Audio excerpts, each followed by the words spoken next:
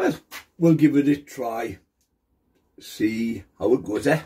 It's not too heavy, it's nice and light.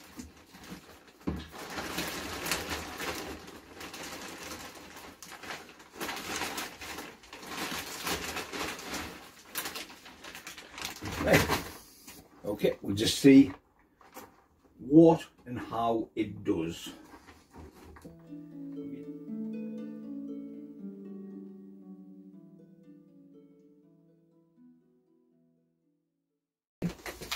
Alright everyone, well, here in the northeast it's another cold day.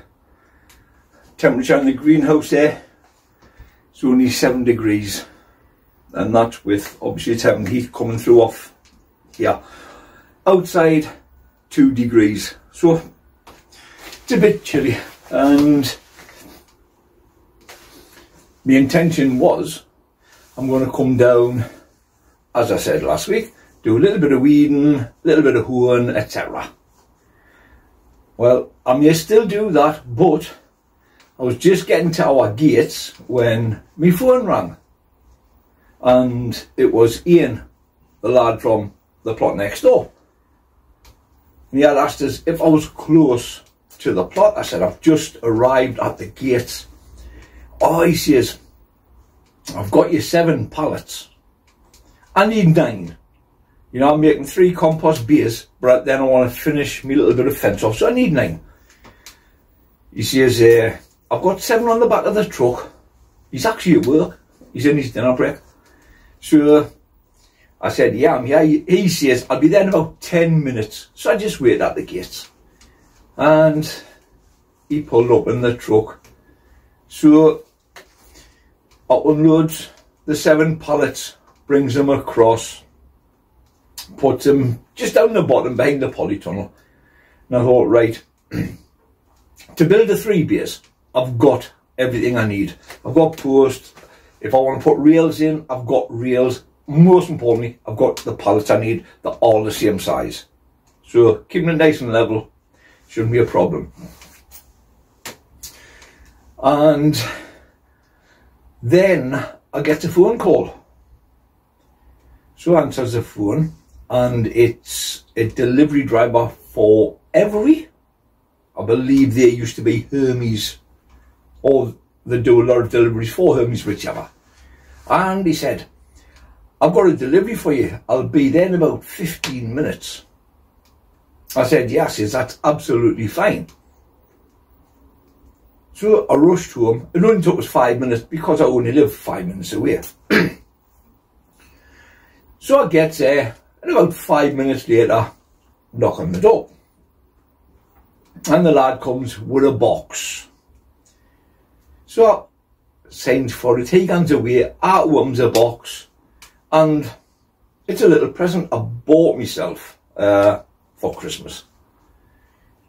And the reason I bought this is I suffer really, really bad, you know, me joints and things like that. I've got arthritis in all my joints, but more so in my fingers. It doesn't help that I use my hands a lot at work and out in the freezing cold. But it's terrible in my hands, you know. I can dig maybe 10 minutes. I've got to stop the pains, let it ease off. So, coming towards the start of the season, I often sieve quite a lot of bags of compost, and I sieve a lot of topsoil. I used to have a rotary sieve until it got stolen about maybe a year and a half ago. Since then, I've been using a manual sieve, you know, and that really hurts my hands, you know. So you're filling the sieve up, and then you've got to grip it and you've got to shake it. It really hurts my hands.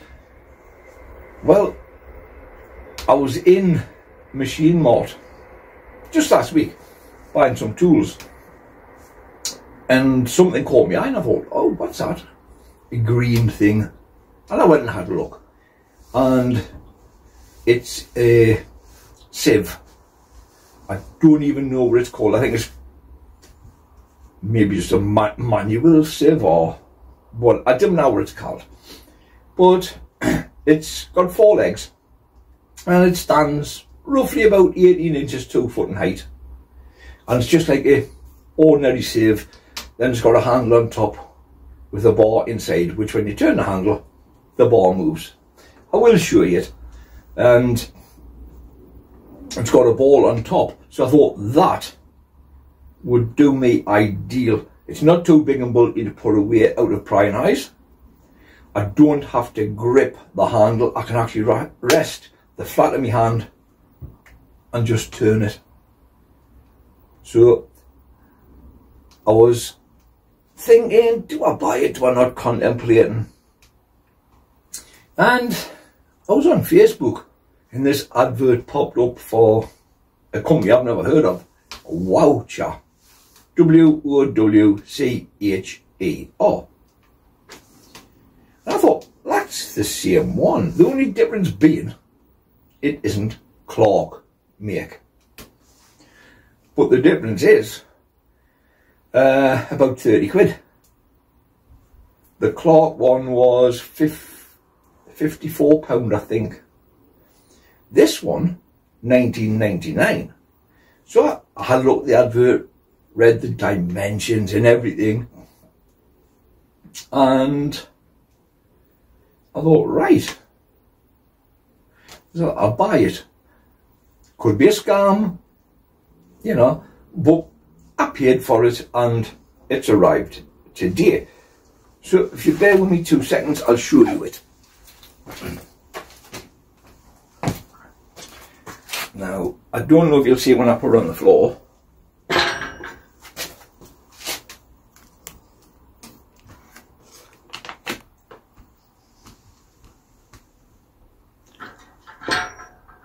It's got the legs, it just stands, you'll fill it, but instead of having to grip the handle like this and spin it, I'll put the flat in my hand so it's not hurting me joints.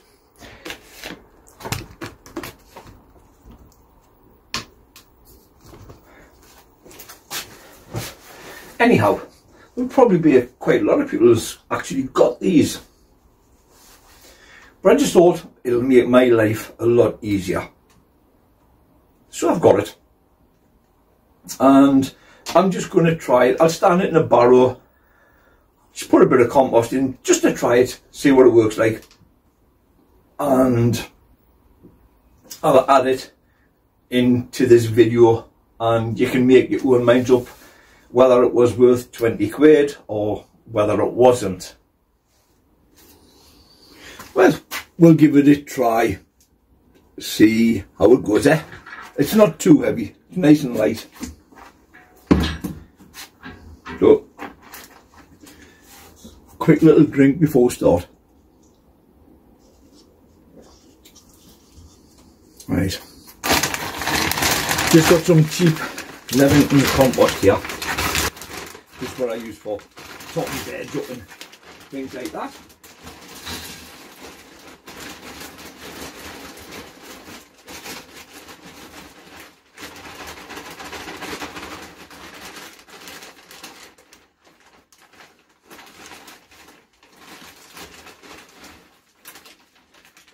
Right.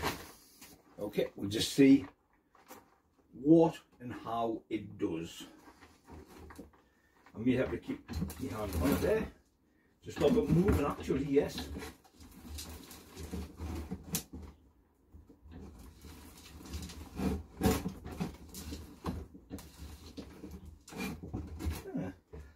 Maybe I shouldn't have put so much compost in at one time, but in the hand, I mustn't have screwed that on properly. In fact, I don't think I actually screwed it on at all.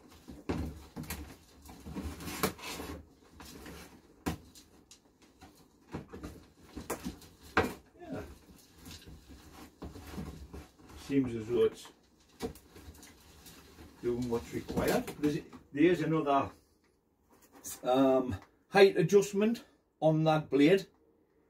I've got it set right at the very bottom, but I don't know if you'll be able to see that, but it's very, very soft and fluffy. So yeah, it would be much better if I had a frame where it was attached solidly, which is not a problem. I can build a frame and screw it onto the bench here. That's neither here nor there, but you know, as I say, it's just a case of trying and trying. So it's definitely going down, and maybe if I alter it to say the next hole down, I'm trying to see that bar is roughly maybe 3/4 of an inch from the actual mesh. So maybe if I raised it up slightly, it might find it easier, but I don't know. The bits that it turns back up inside of here are nice and soft as well, so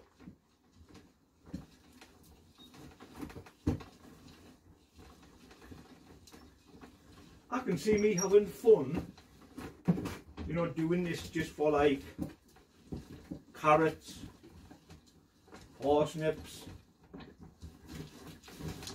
Yeah.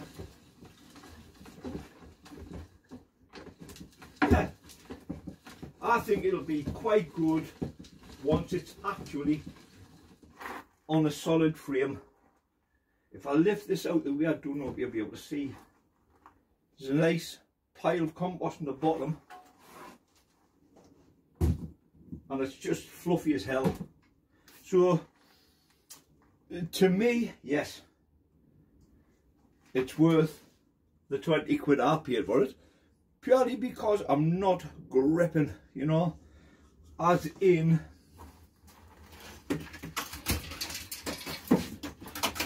if I had a manual sieve, you got to hold it, the weight of your soil or your compost, and you're shaking it, you know, obviously there, your thumbs, sometimes if you've got it on the bottom, your knuckles are bent, so it is really, really painful for me.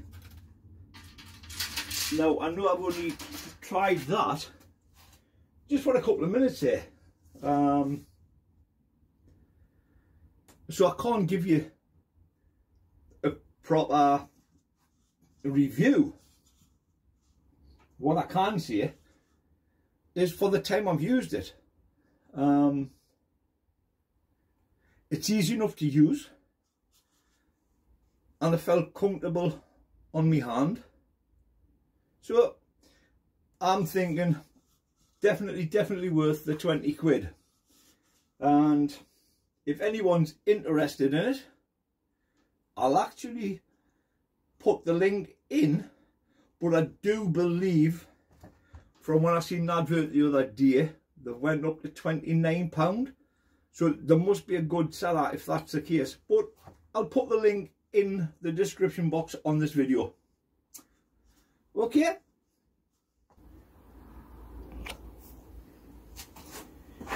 Well, as you can see, you know, it's just nice and light. That took us probably about 6 minutes, and I'll take the camera down, show you a close-up on what it's like. Yeah, so you can see, you know, it's just light and fluffy. So you can imagine how it'll be if you mix it with a bit of sand for your carrots, your parsnips, or even if you just wanted to sieve some nice seed compost. You know, it's very easy, so I think it's money well spent. Let's know your thoughts on the subject. Well, I did get some weeding done, some turning over. Turned this bed over. that one, the one behind it, and then the little bed behind the yellow hoops. One with leeks and garlic. I just hoed and weeded. This one being turned over. That one being turned over. Now all these big beds, the 5 you can see, that one, that one, that one, this one, and that one, they've all had some feed put in them, as has this one, as has this. I started just on this, just to Hoed actually, then the rain started. The rain's been off about a minute, so I thought I'd best hurry and try and get this video done.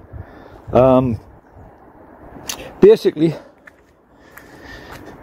I need to turn this over again to break it up, rake it, because we're due a ground frost either the beginning of next week or the middle of the week after.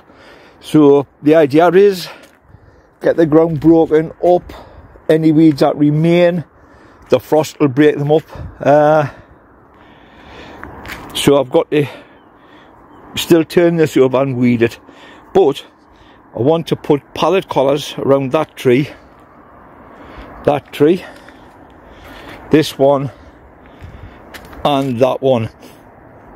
Now this little pond I am filling in because I'm going to put a bigger pond over there by the bird bath.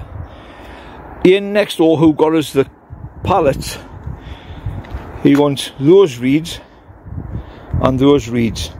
He wants them for his big pond, and he also wants these 2 red currant bushes, so I can't do anything here until he actually digs them out. And for whatever reason he wants this, so I can't actually do anything down here until he's done that.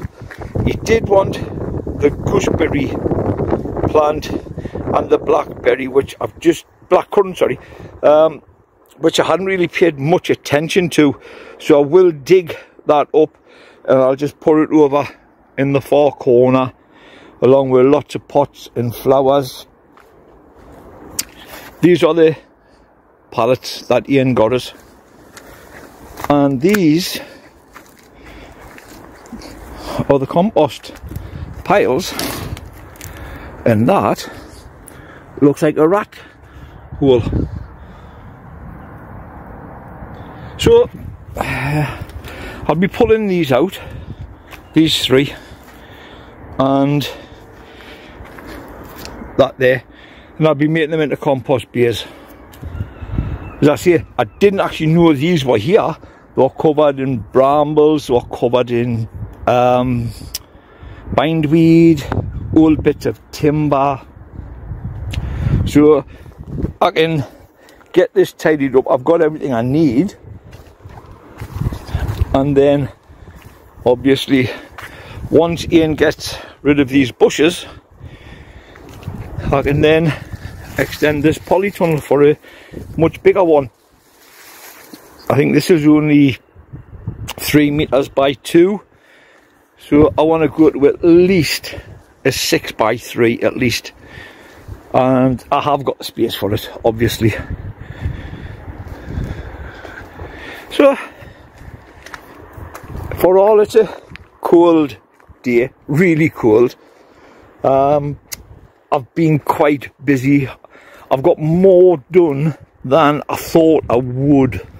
You know, I thought I maybe would have got these 2 small beds done, those 2, and possibly these 2. I didn't think I'll get the one with the yellow hoops and the bit behind it, and the bit behind the blue where I normally grow my potatoes and my peas.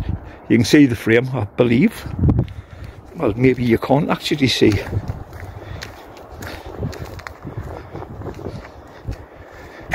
You should be able to see it now.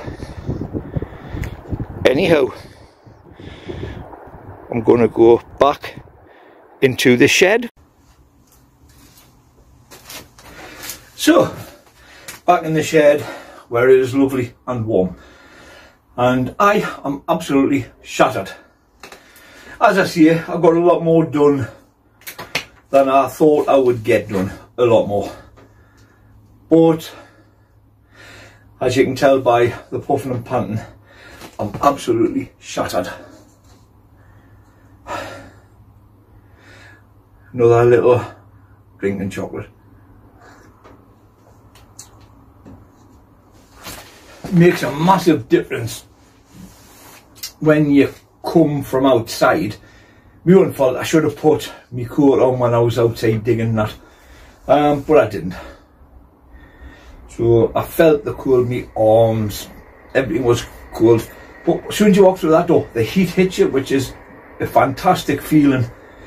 When I was telling you before about the reason why I bought that sieve, my hands are really sore now, obviously gripping the fork, gripping the rake, gripping the hoe. So they're really sore now.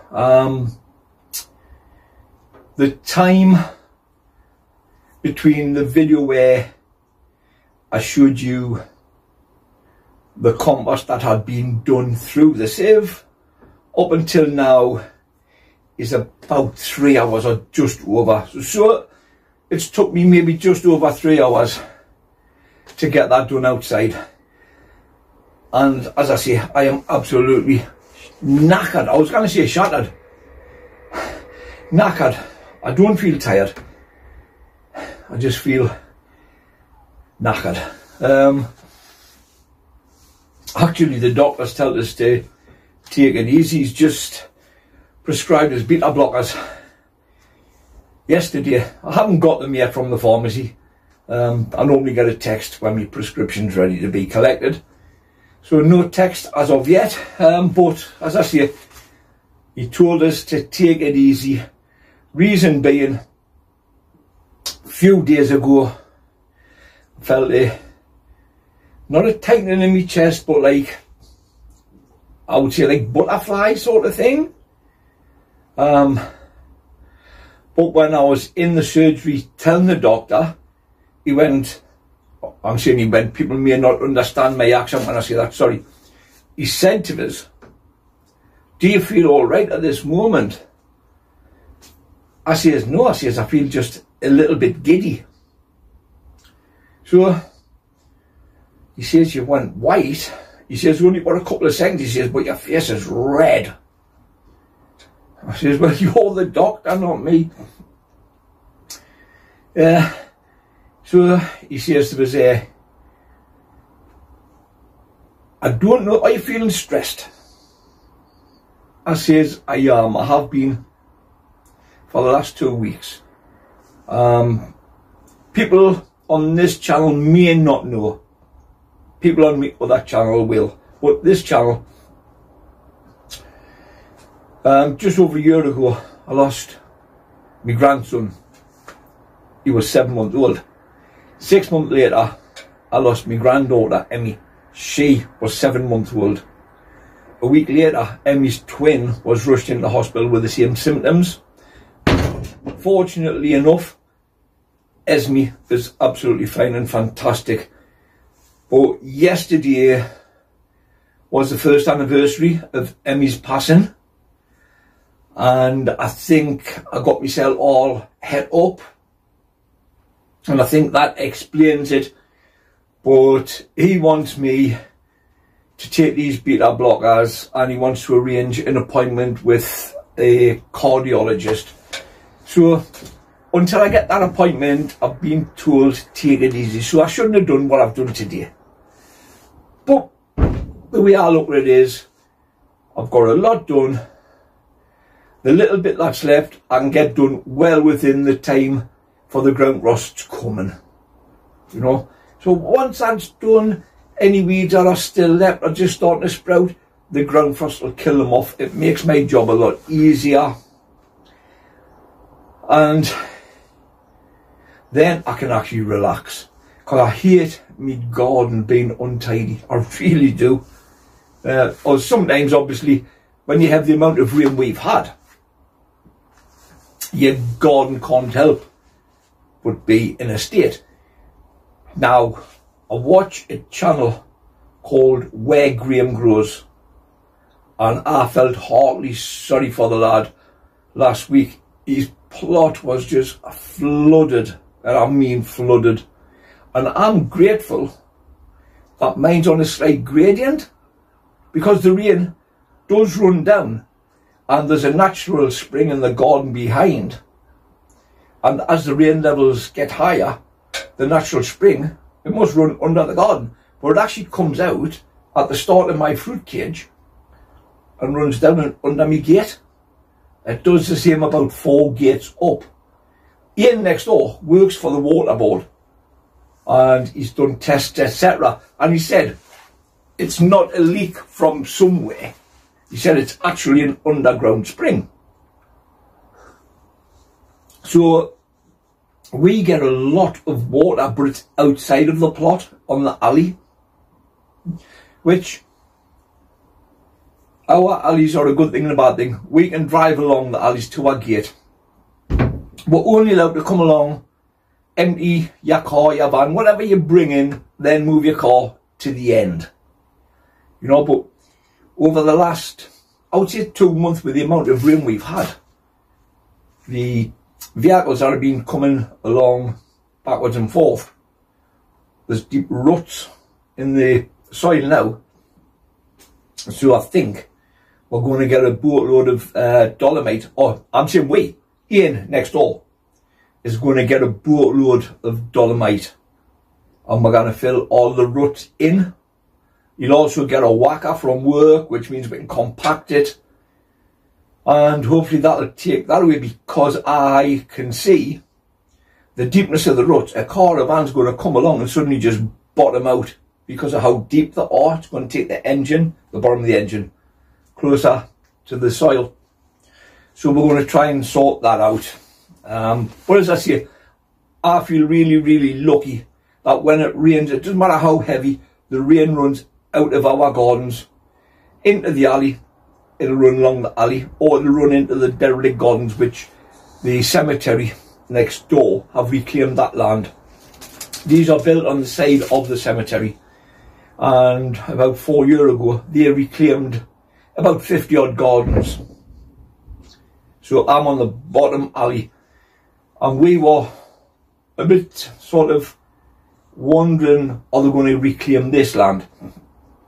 Obviously I work in cemeteries all over the area, and I speak to a lot of groundsmen, things like that, and they assured us, and so did a guy who's from the bereavement services, he assured me for at least 10 years they've got no thoughts whatsoever of reclaiming any more gardens. So we're now safe for 10 years, which I hope I'm still here in 10 years, like, but as I say, getting the garden done, that's my main thing.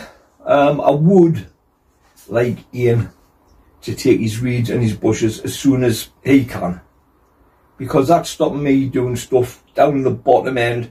It's also stopping us putting a base down for me polytunnel. If you notice that polytunnel down there, all the winds we've had, and you know, that polytunnel has never moved, and it's only screwed on to flagstones. You know, there's no stakes in the ground. It's just a base of flagstones, that on top, hole drilled through the metal frame and plugs in the air, flagstones and screwed down. That's it. But we are pretty sheltered here. You know, it doesn't matter which way the wind blows. If it comes head on, it's got the hedges off the old gardens, it's got the hedges which form the perimeter of our gardens. If it comes from the right, it's got the trees and the hedges from the cemetery to try and cut through, and it's got 4 more gardens before it reaches mine. Other people have got structures. If it comes from that side, it's exactly the same. It's got to come through the houses, then it's got to come through the trees, which is in the spare land. It's then got to come across 1, 2, 3, 4, 5, 6 more gardens before it hits my polytunnel. And behind, if it comes from behind, it's got to come through the trees on Saltwell Road. It's then got to come through a full row of gardens, down to the middle alley, through another row of gardens to hit me. But I'm protected by other people with their sheds, their greenhouses, their polytunnels. So I am very, very fortunate where I am. You know, I did come down when we had the storms and that, and the odd thing might have been moved. You know, I never lost any glass or nothing was sort of blown into someone else's garden. You know, someone might have been moved about 4 or 5 foot. That was about it, you know. So no damage whatsoever from me, and I am so thankful for that. I've seen videos with people, their polytunnels being ripped, the frames being twisted. In actual fact, there's a guy over the back, he's directly behind Ian next door. He had 2 polytunnels and a greenhouse. It ripped, the first storm we got, I can't think of its name, about 3 months ago, or 2 months ago, sorry. That ripped his cover of his polytunnel. Now, it's only the same as that one down the bottom, just a cheap one. But it ripped the cover off and it buckled the frame. The storm I had just last week, it's done exactly the same to his top polytunnel, which I thought that would have been the first one to go because the wind was actually coming down over. But it done the same there. It actually ripped the cover off and it's twisted his frame. Then it's obviously travelled through the frame of his other polytunnel and it's burst a lot of glass in his greenhouse. Now as I see, he's directly behind Ian. Ian's shed and greenhouse, nothing. But he's got a little greenhouse in between his shed and his polytunnel. It blew 2 panes of glass out of that. But we replaced them straight away. So, yeah, I consider myself really, really fortunate where I am. Hopefully, this year, I get a good crop. Last year, I don't know if I've said this in a previous video, I sent a load of cauliflowers away and I gave 12 to Ian and 12 to Paul. That's a lad with the 2 polytunnels in the greenhouse I was telling you about. And they had fantastic cauliflowers. I had 30 odd and I may have got one, but I don't honestly think I got one. I think I got a one off Ian and 2 off Paul. Out of mine, I don't think I got any. It was my own fault. I had put them out and then I wasn't down here for a few days. I came down and I put a net over in 2 pieces, and Ian told us a couple of days later, he went, I'm sure I've seen butterflies under your net. I disregarded, I thought, I've seen things. Well, when it came time for us to take a one, I'm looking, I'm thinking, something's been in, it's been munched to bits, honestly. And the amount of slugs I found. So, this year, my nets will be on long before I plant out. You know, I wonder where it's a case of the nets are on, I can get under the nets, plant my stuff out, pin the nets down, nothing getting in. That's the thoughts of it. Whether it works, I don't know. Fingers are crossed. I had beautiful Swedes, peas, tomatoes, carrots. I had good carrots.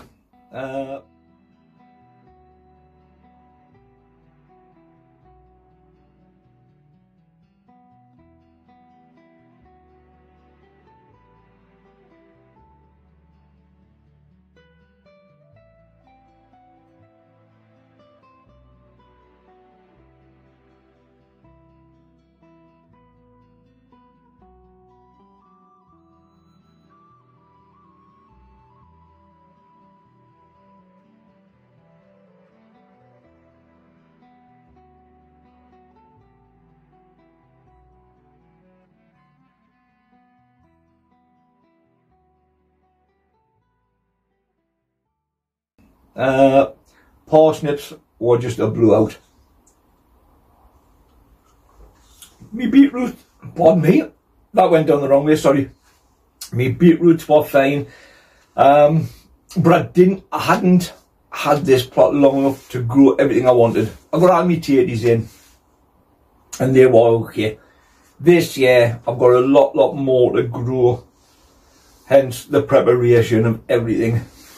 And I even got Crimson Crush tomatoes so I can carry on growing them down in the polytunnel, which means in the bit that I call me tomato room, because that's where I was growing them, I can put other stuff in, be it chilies, peppers, whatever, you know. So it's not as I'm stuck for space. So that is the intentions. Whether it works out that way, I don't know. But as you'll all agree, allotmenting is fun. Sometimes allotmenting is trial and error. No one knows everything. We're all continuously learning. I learn a lot. I've learned things from people that I would class as newbies. Things that I wasn't aware of, you know. So you can never ever know everything. Anyway, I've rambled on for far too long. So I hope you all have a great growing season. So all the best from Jimmy at Plot 41B. Bye bye everyone. Ta-da.